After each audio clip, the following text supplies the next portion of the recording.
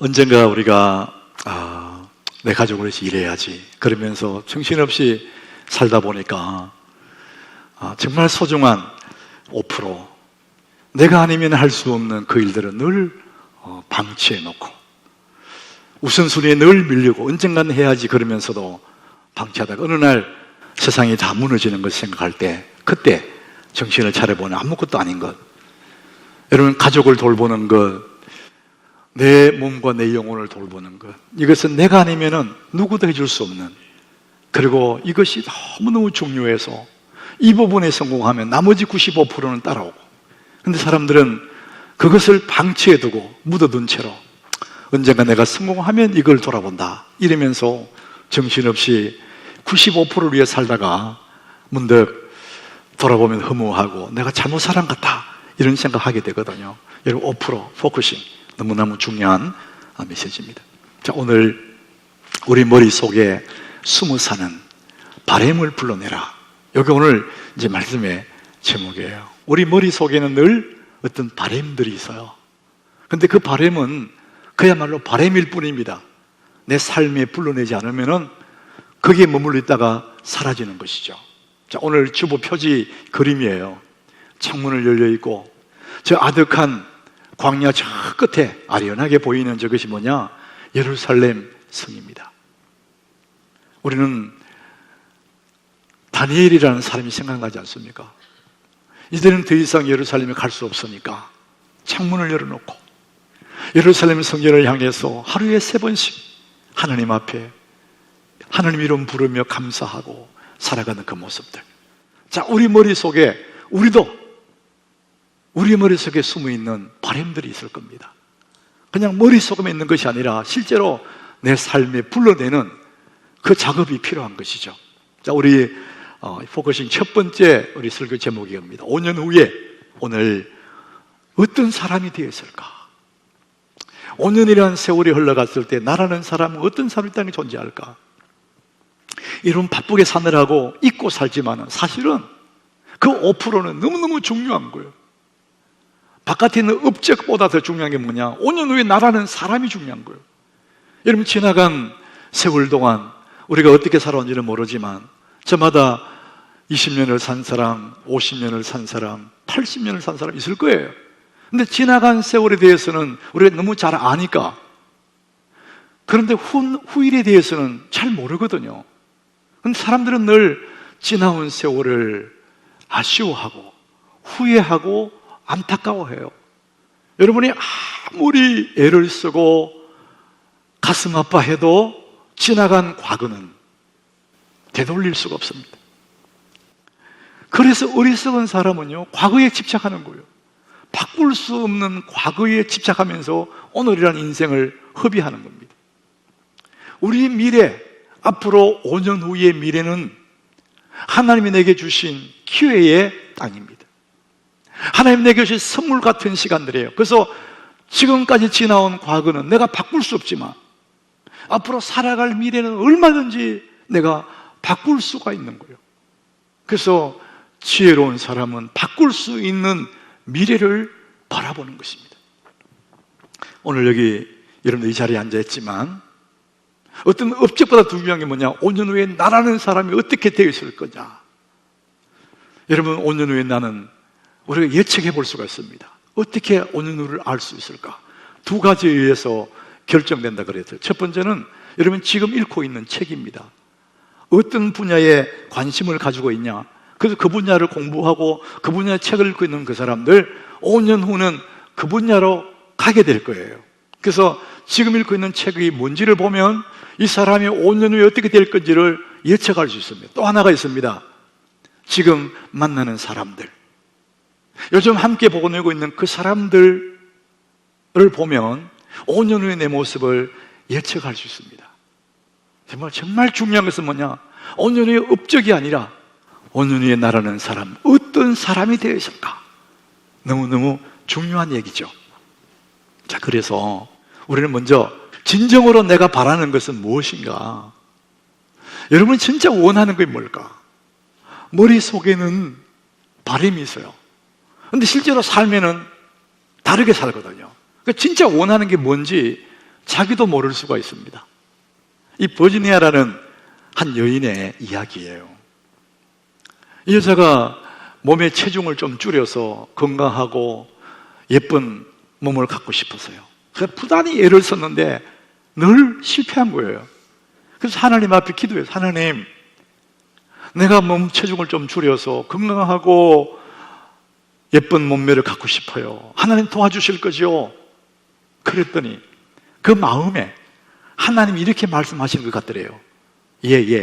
너 말은 날씬하고 건강한 예쁜 몸을 갖고 싶다고 말하는데 실제로 너 먹는 거를 좋아하잖아.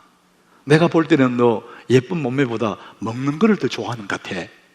너 어느 걸 좋아해? 어느 걸 더 좋아해? 진짜 네 원하는 건 뭐야? 이렇게 묻는 것 같더래요.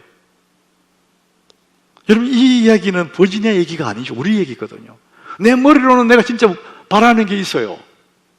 근데 실제로는 바라는 것과 반대 방향으로 살아요. 그럼 내가 진짜 원하는 게 뭐냐 이거죠. 먹는 겁니까? 건강한 몸입니까? 자기도 몰라요. 열왕기상 3장의 5절에 보면은 하나님이 일천문인 솔로몬이 나타나시죠. 솔로몬아, 내가 네게 무엇을 줄고 너는 구하라. 솔로몬이 정말 원하는 것이 무엇인지를, 그의 머릿속에는 바람이 무엇인지를 물으신 거예요. 그런데 솔로몬은 그런 하나님이 다가와셔서 물으시는 그런 와중에도 자기의 가슴속에 품고 있던 바람들을 말씀드려요. 이 백성들을 잘 인도해 갈 수 있도록 듣는 마음을 달라고 이러죠. 예수님도 물어요. 소경에게 물어요. 내가 네게 무엇하여 주기를 원하느냐 이렇게 물어요. 그럴 때 적시가 포기를 원합니다 이렇게 말하거든요. 그래서 그러니까 눈을 뜨게 돼요. 여러분, 진짜 원하는 것이 무엇인지, 진정으로 내가 바라는 게 무엇인지를 여러분이 자신을 살펴보셔야 됩니다. 우리의 머릿속에는 막연한 바람이 있을 뿐이에요. 우리 지난주에 이 기도를 봤어요. 아브라함의 아버지 데라가 이 우르를 떠나서 가나안 땅에 가려고 출발했습니다. 그의 목적지는 가나안 땅이에요. 이곳에 가고 싶은 거예요. 그런데 하란 땅에 거류하였으며 그랬어요. 하란에 이르러서 거기에 거류하였으며 데라는 하란에서 죽었다 이렇게 표현합니다. 왜 그럴까요? 그의 머릿속에는 가나안에 가는 거였어요. 근데 하란에 살다가 하란에서 죽어요. 마음은 가나안이에요. 근데 자신의 실제로 삶은 하란 땅에 살다가 죽어요. 왜 그럴까요? 그 하란 땅은 사람들이 많이 몰려드는 곳이고 무역이 또 상업이 활발하게 이루어지는 돈이 많이 돌아가는 그런 지역이에요. 그래서 거기다 머물고다가 죽어버리는 거죠. 생각은 가나안에 가는 것인데 실제로 거기서 죽는다는 것이죠. 가나안보다 그는 세상을 더 원한 거죠.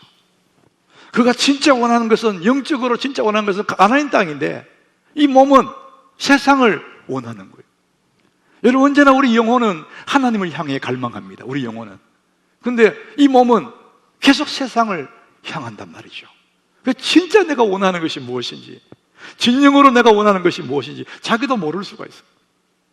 그렇다면 내가 정말 소중하다. 우리 소중한 건 자신보다 더 소중한 게 누가 있어요? 내가 정말 소중하다면 나는 나와 내 삶을 위해서 지금 무엇을 하고 있나 한번 생각해 보세요. 여러분, 자기를 위해서 뭘 하고 있습니까? 내가 소중한데 나는 나를 위해서 뭐 하느냐고요.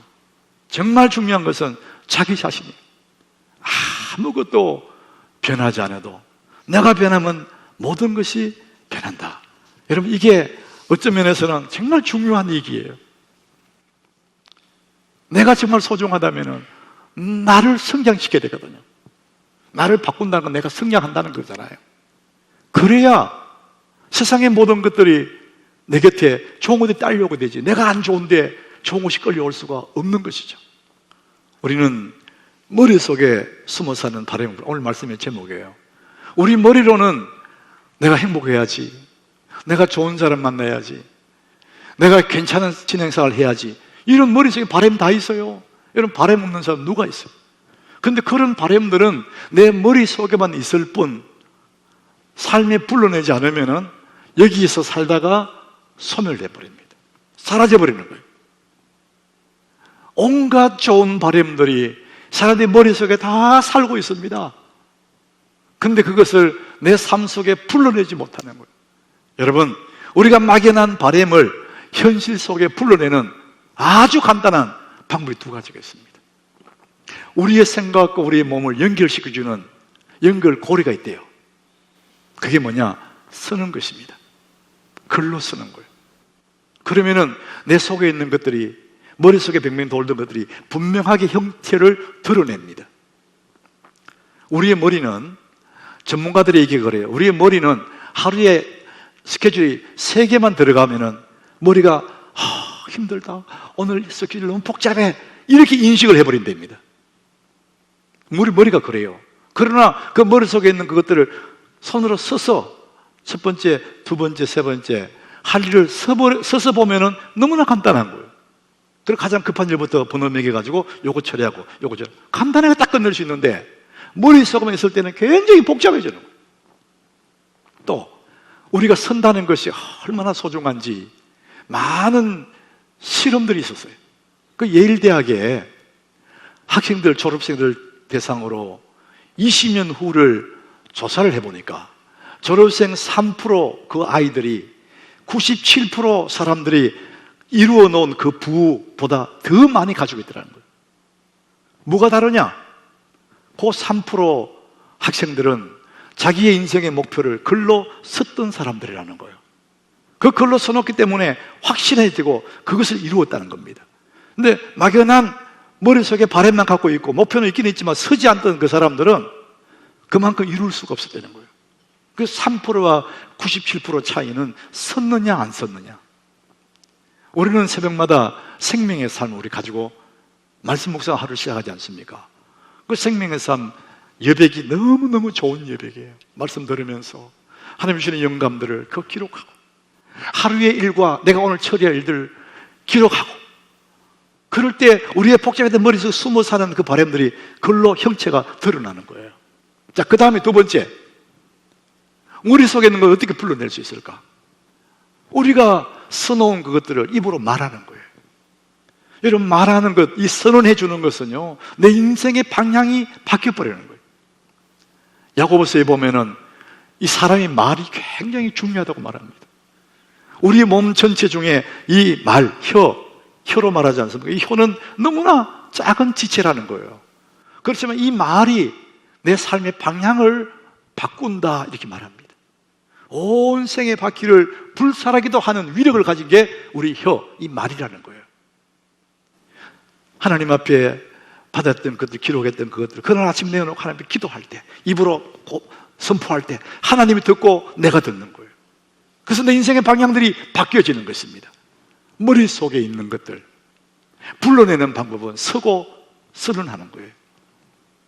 사람이 마음으로 자기의 길을 계획할지라도 그 걸음을 인도하신 자는 여호와시니라. 우리 이 말씀을 우리 믿거든요.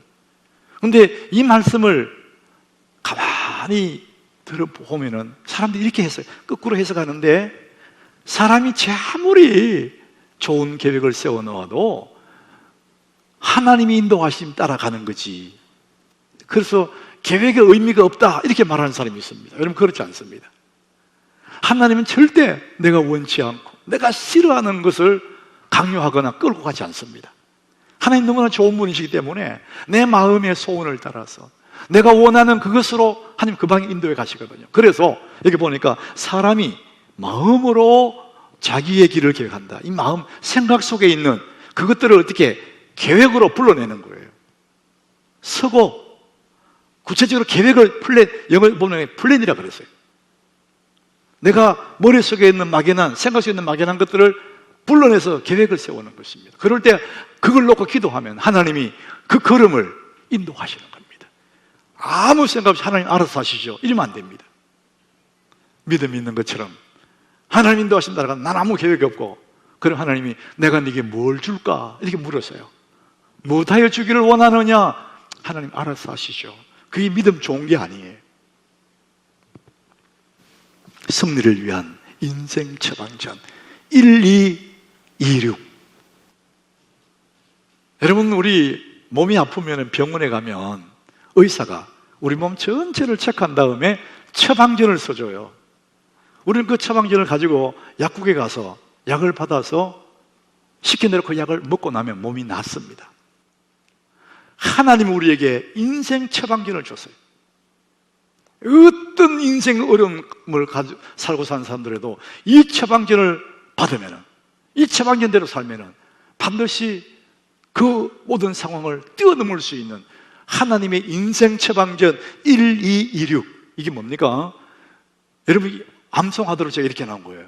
오늘 말씀 본문이 시편 122장 6절이 인생 처방전이라는 거예요. 내 삶의 인생 처방전 1, 2, 1, 6. 우리 6절 같이 읽어봅니다. 예루살렘을 위하여 평안을 구하라. 예루살렘을 사랑하는 자는 형통하리로다. 예루살렘을 사랑하는 자는 뭐 한다고요? 형통합니다. 우리 다 형통 좋아하지 않습니까?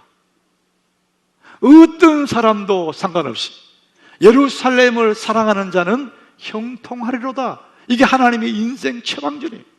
여러분 살다가 문득문득 답답하고 어려울 때마다 하나님 내게 주신 인생 처방전을 생각하세요. 예루살렘을 사랑하는 자는 형통하리로다. 아, 인생 처방전 1, 2, 1, 6 시편 122장 6절 말씀. 이 시편을 122장 6절은 다윗의 시거든요. 성전에 올라가는 노래예요. 1절부터 보면은 사람들이 성전에 올라가졌을 때 다윗은 너무 즐거워했다는 거. 예루살렘에 들었을 때부터 너무 감격스러운 얘기를 계속해요. 그래서 예루살렘을 사랑한 자는 형통하리로다 이 얘기를 하는 거예요. 다윗은 자기는 그렇게 성전을 사랑했지만 성전을 짓지를 못했어요. 하나님이 허락해 주지 않은 거예요. 그래서 솔로몬을 통해서 성전이 지어져요. 그런데 다윗은 그 성전을 너무너무 사모하는 거예요. 시편 27장 4절에 다윗의 소원을 말해요. 내가 여호와께 바라는 한 가지 일. 자기가 소원하는 것 딱 한 가지밖에 없대. One thing. Just one thing. 다윗이 이렇게 예루살렘 성전 사랑하니까 하나님이 그 다윗의 인생을 어떻게 인도하신지 여러분 아시지 않습니까? 예루살렘을 사랑하는 자는 형통하리로다. 여러분 우리 지난주도 우리 이 지도를 봤어요. 하나님이 죽었던 데라 거기서 다시 하나님 아브라함을 가나안 땅으로 불렀어요. 그래서 이 가나안 땅에서 하나님의 자녀들이 번성하고 살기 시작했어요. 근데 나중에 하나님 앞에 범죄하고 하나님을 떠나 우상을 섬기고 이러니까 하나님이 그 백성들에게 징계하시죠. 그래서 바벨론으로 포로가 돼가는 거예요. 1차, 2차, 3차로 계속 포로로 끌려갔어요. 그래서 이 바벨론 땅에 다시 끌려간 거예요. 우르에서 나왔는데 다시 끌려간 거예요. 그래서 그 사람들이 이제는 가고 싶어도 갈 수 없는 시온성을 바라보며 눈물을 흘리는 거예요. 우리가 바벨론의 여러 강변 거기에서 시온을 기억하며 울었도다. 그들이 흘린 눈물 이유가 뭐냐? 살기 힘들어서 울은 게 아니에요. 오직 한 가지 시온을 이 하나님의 전을 생각하면서 울었다는 거예요. 이제는 거기 못 가는구나. 바벨론의 남의 땅에 있으면서 성전을 향해 갈망하고 울고 눈물 흘리는 그 성도들을 바라보며 하나님 마음이 얼마나 기쁘셨겠어요. 세월이 흘러서 70년의 포로 생활이 끝나요. 하나님 약속대로 70년 후에 고레스의 칙령으로 이 사람들이 다시 고국으로 돌아갑니다. 시온으로 돌아가요. 1차 돌아가고 2차 돌아가고 다 돌아가요. 그런데 그때도 안 돌아가는 사람, 바벨론에 남아버린 남은 자들이 있었어요. 왜 안 돌아갔을까요? 세월이 흐르면서 머리로는 시온으로 가야 되는데, 예루살렘을 가야 되는데 그러면서 못 가는 이유가 뭡니까? 세월이 흐르면서 그 땅에 땅도 사고 집도 사고 사람들이 이건 관계도 만들어 놓고 하니까 이거 못 버려서, 이거 포기 못해서 못 가는 거예요. 머릿속으로는 시온으로 돌아가야지, 예루살렘으로 돌아가야지 하면서도 실제 삶 속에서는 못 가는 것입니다. 이들은 이제는 세상의 포로가 되어 있어요. 가라고 했는데 스스로 포로로 사는 겁니다. 세상 즐거움의 포로가 되어 있어요. 세상 편리함의 포로가 되어 있어요. 돌아갈 수가 없습니다. 머리로는 내가 예수 잘 믿어야 되는데, 머리로는 내가 주일날 주일 잘 지켜야 되는데, 실제 삶은 바빌론에 남아있고 하란 땅에 남아있어요. 여러분, 코로나 사태로 3월부터 계속해서 이렇게 이런저런 이유로 못 나와서 인터넷 예배로 방송으로 예배하던 그 사람들, 이제는 편리함에 길들여졌어요. 이제는 많이 와서 예배하러 올 수도 있는데, 이런 사람 돌아갈 수 있는데, 머리로는 가야 되는데 이러면서 편리함에 스스로가 포로가 되어 있어요. 세상 재미에 주저앉아 있어요. 사람들이 우리 영혼에 대해서는 관심이 없는 거예요. 몸이 아프면은 어떤 일에서 병원에 가 체크하고, 돈이 얼마나 들어도 집을 팔아서라도 땅을 팔아서라도 이 몸 고치려고 병원에 가지 않습니까? 영혼이 피폐해져 가고 영혼이 메말라가는데, 내 영혼은 하나님을 갈망하는데 그걸 느끼지를 못하냐, 우둔하여 있습니다. 사랑하는 자여, 내 영혼이 잘됨 같이 내 영혼이 잘 돼야 그 다음 나머지 것들이 문제가 없는데, 영혼은 말라가는데 다른 것을 자꾸 붙잡고 있는 거예요. 가장 중요한 5%는 지금 말라가는데 95%의 정신이 없는 거예요. 사랑하는 여러분, 우리 사람은 다 이 세 가지 영양소가 필요합니다. 천 없는 사람도 음식을 먹어야 돼요. 사랑받아야 내 속이 건강해집니다. 또 하나, 하나님의 은혜를 받아야, 신비의 영성을 받아야 우리가 전인적으로 건강해지거든요. 근데 사람들은 자기 몸에 대해서는 관심이 많지만 내 영혼에 대해서는 관심을 안 두는 거예요. 예수님은 우리에게 이런 아름다운 모습을 보여줘요. 완전하신 하나님이 완전한 인간의 몸을 입고 이 땅에 왔지 않습니까? 그러니까 그분도 인간이니까 음식을 먹어야 돼요. 음식을 먹어서 키가 자라는 거예요. 하나님과 사람 앞에 사랑스러워하더라. 이 세 가지 영양소가 골고루 하나님은, 예수님이 갖고 계시는 거예요. 언제나 하나님과 1대1로 기도하고 묵상하고 신비의 영양소를 계속 공급받는 거예요. 그 영혼이 잘 돼야 나머지 것들이 따라오게 되는 것이거든요. 우리의 삶의 모델은 예수님이십니다. 우리 영혼은 주님을 갈망하는데 우리 몸은 자꾸 세상을 갈망한단 말이죠. 내 머리로는 내가 예배 잘 드려야지, 내가 신앙생활 잘해야지, 내가 하나님 앞에 믿음으로 살아야지, 주의를 지켜야지. 근데 우리 영혼의 갈망인데 그것이 내 속에만, 머릿속에만 있는 거예요. 실제로는 나는 바빌론에 앉아있고 하란 땅에 기거하고 있고 무뭇무뭇하고 있단 말이죠. 언젠가 그러다가 끝날 수가 있습니다. 우리는 우리의 삶의 모범이신 믿음의 주요 또 온전케 하시는 이 예수를 바라보자. 여러분, 예수님을 바라보는 순간에 내 영혼이 자유를 누리게 되는 거예요. 여러분, 오늘도 삶 속에서, 여러분의 생활 삶의 현장에서도 문득문득 예수님을 바라보시기 바랍니다. 예수를 바라보는 모든 순간에, 그 순간에 모든 것들을 이길 수가 있습니다. 민수기에 보면 이 광야에서 이스라엘들이 살 때에, 지나갈 때 불뱀에 물려서 막 죽어가요, 사람들이. 그럴 때 그 높은 장대에 노뱀을 만들어가지고 그걸 바라보는 사람 다 낳는다. 사람들이 막 죽어가다가도 눈을 들어 그 노뱀을 바라보는 순간에 내 몸에서 그 아픔이 떠나가 버리는 거예요. 사랑하는 여러분, 우리가 바라봐야 될 것은, 우리가 진짜 포커싱해야 될 것은 예수님인 줄 믿으시길 바랍니다. 아무리 내가 바쁘고 힘들어도 주님 바라보는 순간에 내 영혼의 만족을 누리게 되고 내 영혼은 오늘도 주님만 갈망하게 되어 있습니다. 여러분, 코로나 핑계로 피해 다닐 때가 아니에요. 이럴 때일수록 더 예수를 바라볼 때인 줄 믿으시길 바랍니다. 우리 평생에 주님 바라보고 살다가 주님 오시는 거는 주 앞에 가는 것입니다. 여러분, 승리하기를 축복합니다.